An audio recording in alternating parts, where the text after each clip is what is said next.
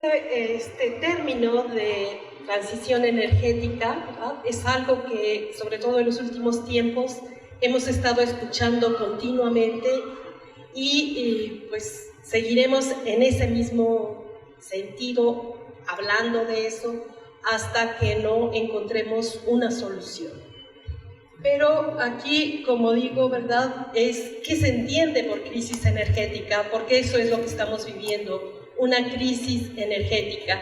Y eso quiere decir que hay un agotamiento, es decir, que está faltando, que hay escasez para poder generar toda la electricidad que toda la humanidad quiere, no toda la electricidad, perdón, toda la energía que la humanidad requiere.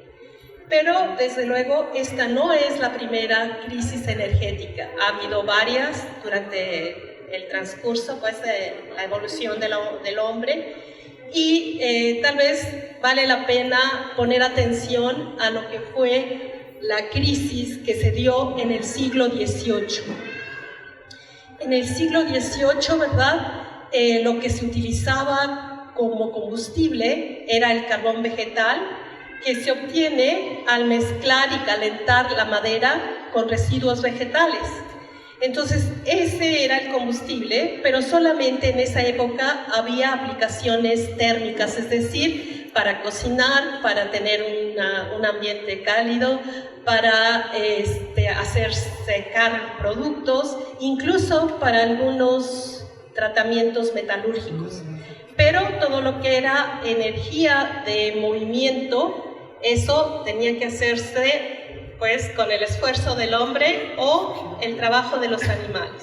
Entonces el combustible se utilizaba exclusivamente para aplicaciones de calor, para aplicaciones térmicas. Pero la madera también se utilizaba para construir viviendas, para construir carretas, barcos y una gran cantidad de utensilios, de tal forma que la madera ya no era suficiente. Es decir, se agotó la madera, ¿verdad? No es que se acabe, pero ya no es suficiente para poder satisfacer todas las necesidades. Y cuando llega a esa etapa de crisis, se tiene que hacer algo para finalmente resolver esa crisis. Y lo que se encontró en ese caso fue otro combustible, el carbón mineral. El carbón mineral, ¿verdad?, entonces vino a hacer un cambio muy grande, porque al ser muy abundante, entonces eso generó pues unas condiciones en el humano que le permitieron hacer innovaciones científicas y tecnológicas muy importantes, como la máquina de vapor. Entonces, con esa máquina de vapor, ¿verdad?, se cambió totalmente la situación, porque ahora la energía que se requería para hacer trabajo se podía obtener a partir del combustible. Y eso, ¿verdad?, vino a, digamos, esa innovación vino a romper con la estructura socioeconómica que prevalecía en ese momento. Y entonces, ¿verdad?, eso implicó que las ciudades crecieran mucho, porque había un éxodo masivo de las zonas rurales a las ciudades, donde las fábricas, ¿verdad?, podían ya estar mecanizadas con esa energía. Y entonces eso implicó que, por una parte, ¿verdad?, hubiera un crecimiento muy grande de la población, una demanda mayor, porque ahora las fábricas también demandaban energía, ¿verdad? Y además el transporte también se modificó con esta nueva forma de generar energía, de tal forma, ¿verdad?, que eso finalmente implicó que hubiera una demanda cuantiosa, ¿verdad?, y creciente, ¿sí?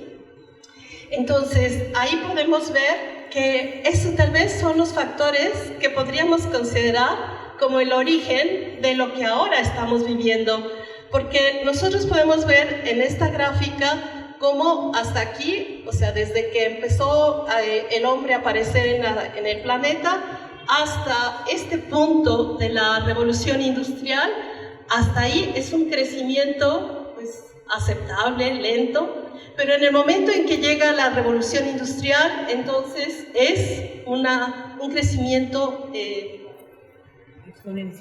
exponencial, ¿verdad? Es decir, por eso se llama una explosión demográfica, ¿no?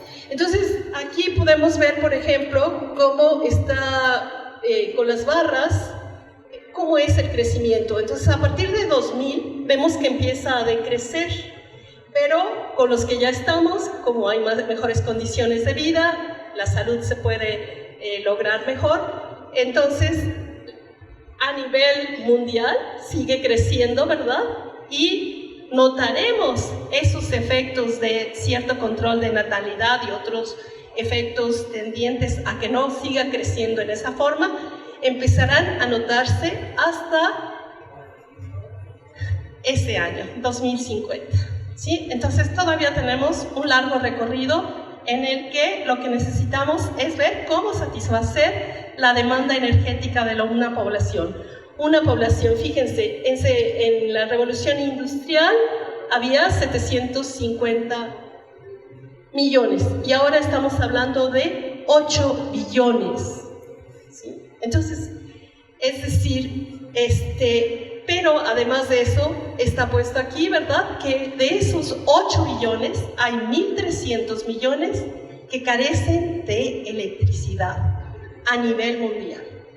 Entonces, eso nos hace ver, ¿verdad?, que el sistema que tenemos, que se basa únicamente, el que se utilizó por muchos años, que se basa únicamente en combustibles fósiles, pues es un sistema insostenible, ¿verdad? ¿Por qué? Porque no puede proporcionar toda la energía que se requiere a toda la población. Entonces, tener acceso a la electricidad, pues implica un alivio a la pobreza, ¿verdad? Y una vida digna. El otro problema, ¿verdad?, es que no solo son que 1.300 millones no tienen electricidad, sino que está distribuida en forma muy inequitativa. Entonces aquí está la comparación entre lo que es la ciudad de Nueva York y la región del Subsahara.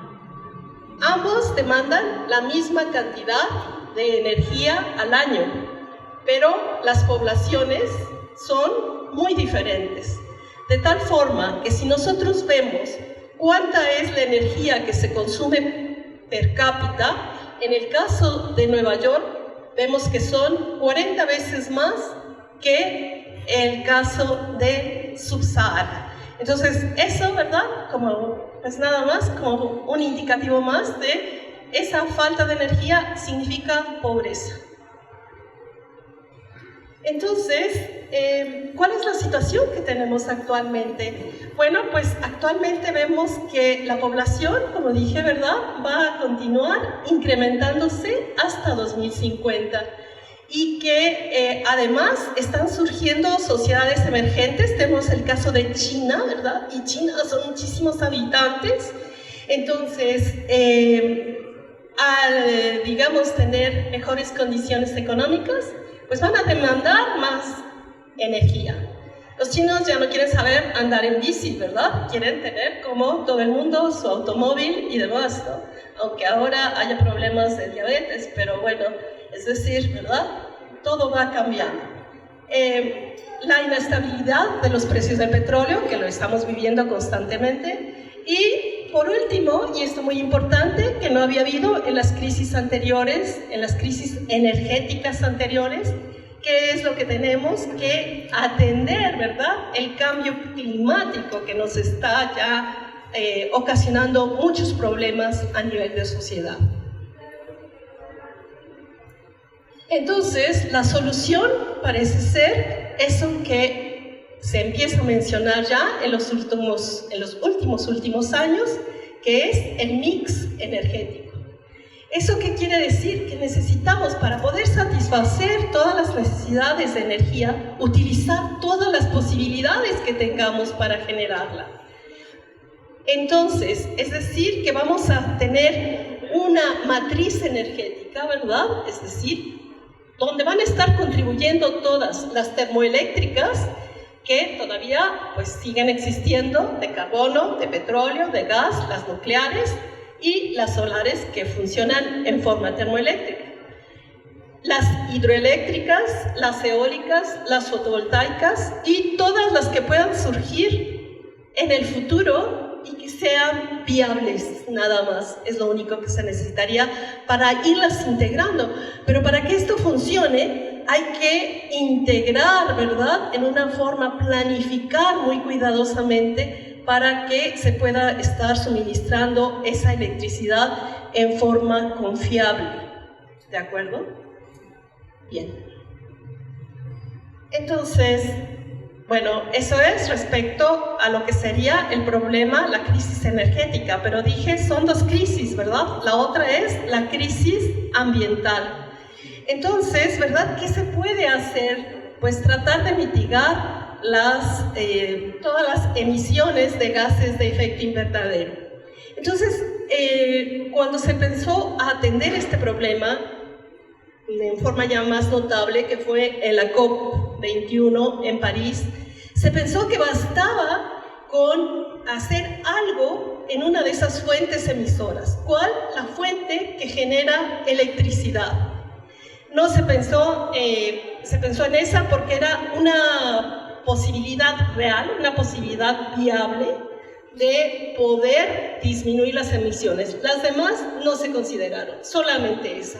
Y entonces, ¿eso qué significaba? Bueno, pues entonces que había que hacer, ¿verdad?, una transición, un cambio gradual para utilizar combustibles que no estuvieran, que no fuera su base ese carbono, ¿verdad?, que origina problemas. Pero ya en la COP21, que se dio en Glasgow el año pasado, pues se vio que en esa forma no se iba a poder llegar a lo que se pretende de estar, ¿verdad?, ya en un sistema de cero emisiones de carbono. No es posible. Entonces, hay que hacer algo más. ¿Y cuál es eso que hay que hacer más? Pues que hay que cambiar también la forma en que se convierten y la forma en que se utilizan. Entonces, si ven, es algo contrario a lo de la revolución industrial. Ahora lo que se requiere es que con la parte eléctrica, que es, digamos, hasta ahora, pues como dije, se utiliza más bien para trabajos, también con esta parte eléctrica se enfoque a la parte térmica, que vaya sustituyendo el calentamiento, es decir, en los lugares, desde luego aquí no sufrimos mucho de eso, pero en los lugares donde se requiere, pues el calentamiento de los lugares de trabajo, de las casas y demás, y todo lo que, digamos, ¿qué otra cosa dice? Se me fue un poco, el transporte también, desde luego, ¿verdad?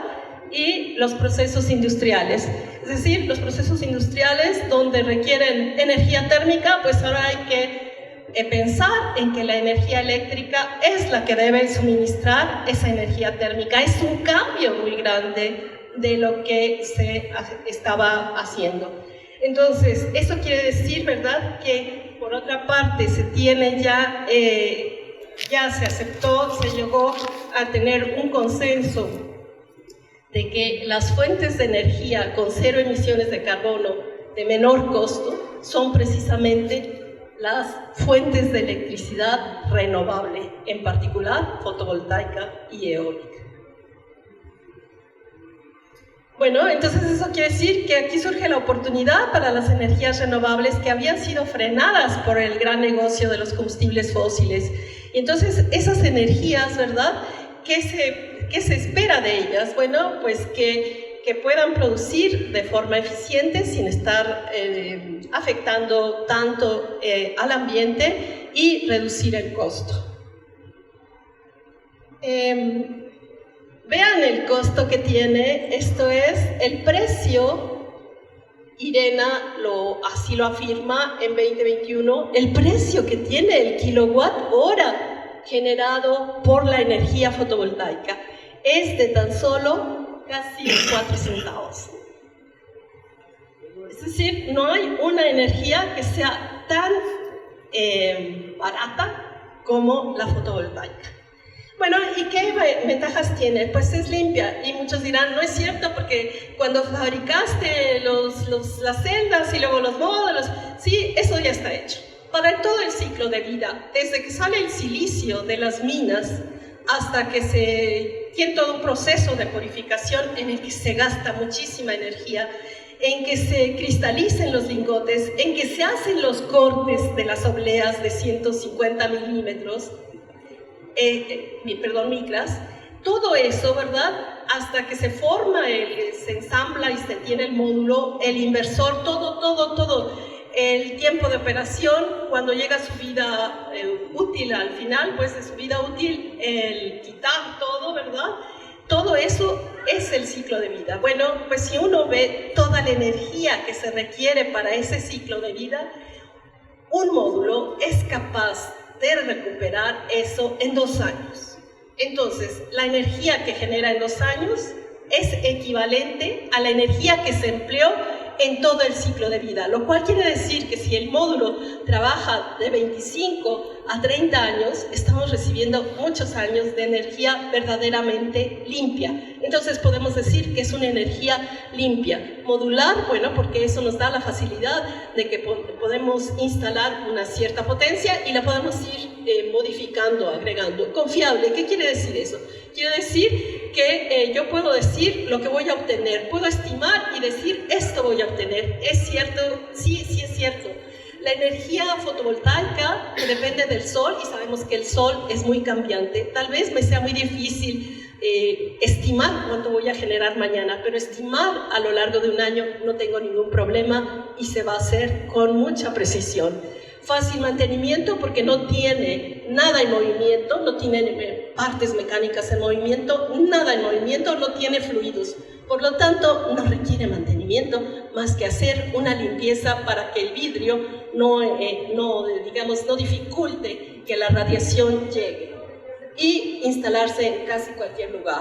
Y con la energía que se genera, pues o se usa en ese momento, o se almacena localmente, o se envía a la red.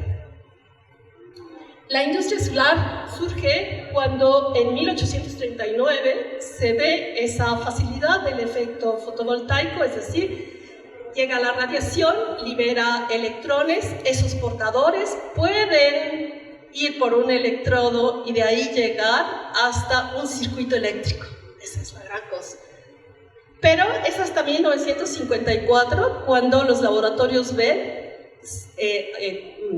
hacen la patente de la primera celda de silicio. En la década de 60 lo que se hace es mejorar esa tecnología. ¿Por qué? Porque fue muy útil para agregar esas celdas al primer satélite que se hizo, fue el Vanguard 1. Se había pensado como una energía de respaldo, pero al ver que su funcionamiento era tan bueno, de ahí en adelante fue la forma de suministrar energía a las naves. Entonces eso hizo que hubiese muchísimo interés, mucho dinero, mucha investigación y finalmente en la década de los 70 tenemos los primeros usos en ya la Tierra, con un costo muy alto, $10 por watt. Si nosotros lo comparamos con lo que cuesta ahora, ¿verdad? Ahora, pues cuesta 10 centavos, ¿no? Entonces, de dólar, desde luego, pero es decir, es increíble. En la década de es decir, cuando empieza el nuevo siglo, en 2000, lo que se hace es pensar que esos sistemas que funcionan tan bien, pues no son nada más para las zonas rurales, sino que también se pueden poner en las zonas urbanas y conectarse a la red. Y entonces empieza desde sistemas residenciales pequeños, pero van creciendo. En el 2010 podemos considerar que están las primeras centrales fotovoltaicas, que pues ya son de cientos de megawatts. Y en 2014 tenemos que ya hay sistemas que son competitivos, que tienen, además del sistema fotovoltaico, un almacenamiento local. Aquí es para ilustrar nada más cómo está en los laboratorios Bell, haciendo pues, lo relacionado con esa celda, como se están viendo pues, en el satélite Vanguard, ¿verdad? Las celdas fotovoltaicas, y bueno, lo que vemos ya más desarrollado, e incluso esto que todos conocemos, que han andado en Marte por mucho tiempo. En la década de los 70, que dije, pues eran en comunidades rurales. ¿Para qué? Pues lugares muy alejados de la red, y entonces esto hacía, ¿verdad?, que era más económico ponerles un sistema ahí. ¿Para qué? Pues para las escuelas, para los dispensarios, para las vacunas, para, en fin, todo lo que necesitaba tener refrigeración. Y señalamientos en lugares de difícil acceso, que también sería muy costoso llevar la electricidad. Igual las plataformas marinas, igual el bombeo fotovoltaico, como algunos ejemplos. Y pues otro es que pueden convivir, ¿verdad? Ahí está una nuclear, ¿verdad? Ahí al lado, no le pasa nada, ahí están trabajando las dos. Puede estar en sitios, como decía ahí, casi cualquier sitio, pues sí. En el Antártico se han podido hacer muchísimas experiencias. ¿Por qué? Porque está la electricidad suministrada por ellos, ¿verdad? Por esos módulos, pues. Y como vemos aquí, esto está para decir Shell. Todos sabemos que ha sido ligada totalmente a los combustibles fósiles, ¿verdad? Pero ellos ven, no se ciegan a eso, pues ven la ventaja y ahí está su contribución también. Y pues China, que es un problema porque consume demasiada energía, pero en los últimos años es impresionante cómo ha ido transformando de la energía negra a la energía verde. Entonces aquí vemos lo último en el agua, ¿verdad? Están ahí ubicados los módulos. En el caso de México tenemos, esto es en 2020, hay 67 centrales solares, hay toda esa zona roja, hay alguna central en esa zona roja. Y bueno, aquí están las características, y solamente como ejemplo Puerto Libertad, Guajiro, pero hay muchísimas plantas ya en México. Y bueno, no puedo dejar de aprovechar esta oportunidad para mostrar lo que es el sistema fotovoltaico de la UAM. ¿Verdad? Claro, y cuando quieran lo pueden conocer. Entonces, es un sistema de 60 kilowatts que empezó a funcionar en 2009, ¿verdad? Que pues fue prácticamente el primer sistema de esa capacidad. Nada más había uno de 30, entonces pasamos a 60, y la primera institución, desde luego educativa, que tuvo esa oportunidad. Entonces está ubicado en la azotea del edificio B, que es un edificio de aulas. En la parte baja hay oficinas, hay un auditorio. Y lo interesante de esos sistemas es, como en este caso de la UAM, que trabajamos las clases y demás de lunes a viernes, así que sábados, domingos y todos los periodos vacacionales, la cantidad que genera el edificio, ¿verdad? Pues el edificio está requiriendo en promedio unos 6 kilowatts, y el sistema genera a mediodía unos 50 kilowatts. Entonces, es decir, hay un excedente, ese excedente no se utiliza ahí, pero como está conectado a la red, se utiliza para suministrar electricidad en otro lugar de la misma universidad. Todo está dentro de la misma universidad. Y bueno, ya, sí. Lo único que falta es Frankenstein solar, ¿verdad? En lugar de esperar que sea medianoche y que un rayo caiga y poder transformar a Frankenstein, pues ya lo podemos pensar en hacer a mediodía, ¿verdad? Tener a mediodía la energía suficiente para darle vida. Y bueno, aquí es interesante ver algunas cifras, creo, como esta, en donde lo que estamos viendo es la penetración. ¿Qué se llama penetración? Penetración quiere decir la cantidad de electricidad fotovoltaica, el porcentaje de electricidad que cubre, es decir, ya lo dije mal, de la electricidad demandada por un lugar, el porcentaje que es cubierto por la electricidad fotovoltaica, a eso se le llama penetración. Entonces, aquí está puesto cuál es la penetración a nivel mundial, es del 5%. y está señalada en verde.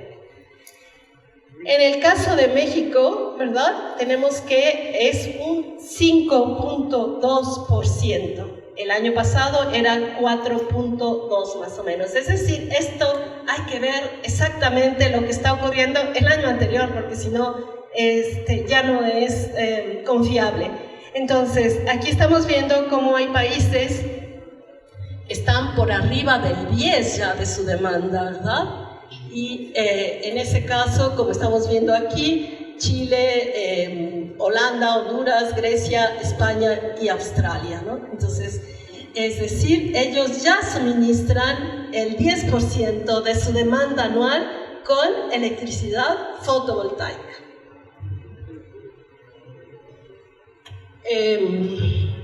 Bueno, en el caso ya concreto de aquí de la Ciudad de México, ¿verdad? Vemos que hay una facilidad, estos sistemas de los que yo les estoy hablando, estos sistemas fotovoltaicos, pueden, digamos que ser en diferentes magnitudes y con diferentes aplicaciones. Pero hay una aplicación que se llama de generación distribuida, que lo que quiere decir es que yo voy a generar la electricidad que requiero en el sitio en el que voy a poner el sistema. Esto es muy conveniente porque no tengo pérdidas por distribución, ¿sí? Entonces, esa es una gran oportunidad para ¿dónde? Pues para sobre todo sitios donde no se puede poner una planta fotovoltaica, ¿verdad? Entonces, ideal para las ciudades, ¿sí? Entonces, eso, pues sí se está haciendo aquí ya en la Ciudad de México. Son igualmente útiles, aunque sea en pequeña escala, ¿verdad? Vamos sumando todo eso y va contribuyendo finalmente a que eso, ¿verdad? Redunde en que hay menos emisiones. Entonces, vemos, por ejemplo, ¿verdad? Que se tiene un programa de capacitación donde pues hay... Este programa es para tener instaladores disponibles tanto para la parte eléctrica como para la parte térmica. Y esto se refiere únicamente a la parte térmica.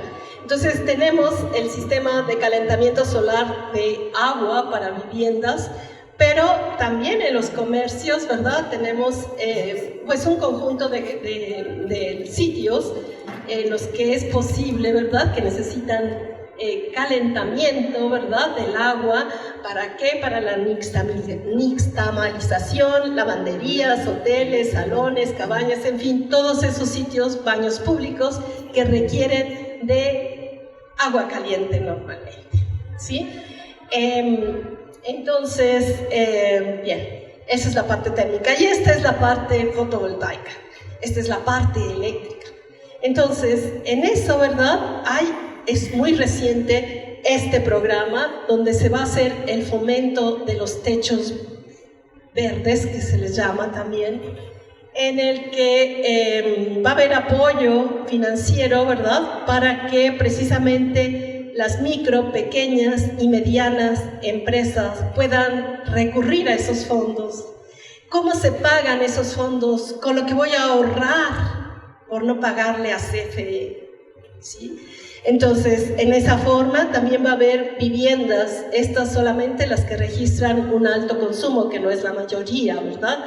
Es decir, aquellas personas que tienen, que pagan a CFE mensualmente por arriba, a partir de 2,000 pesos. Entonces, no es la mayoría de la población, es una población pues menor.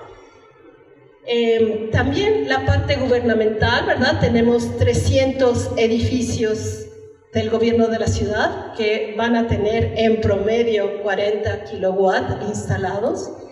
El transporte eléctrico para el tren ligero y algo muy de llamar la atención, que es este proyecto que está en curso, que se refiere, ¿verdad?, al techo solar de la central de abasto, porque es un proyecto muy grande y, como dice ahí, es la central fotovoltaica más grande del mundo, pero al interior de una ciudad, ¿verdad? Yo desde luego les hablé hace un rato, hay centrales ya de gigawatt, ¿verdad? O sea, es decir, pero en espacios que están libres. Pero en una ciudad esto es de llamar la atención. Y por otra parte, aquí está uno de los mercados, o sea, ya existe este programa en que se han ido modificando las condiciones para los mercados de modo que puedan funcionar de mejor forma. Entonces tenemos aquí, por ejemplo, esa imagen del mercado de Milpa Alta, donde ya vemos, ¿verdad?, que en el techo hay los módulos fotovoltaicos. Y bueno, aquí les puse de todos modos para que vean que esto, proporcionado por la misma CFE, nos está mostrando el costo de megawatt, es decir, 1000 kilowatts. Entonces, aquí tendremos que la solar y la eólica, de cualquier forma, tiene un costo mucho menor que cualquier otro.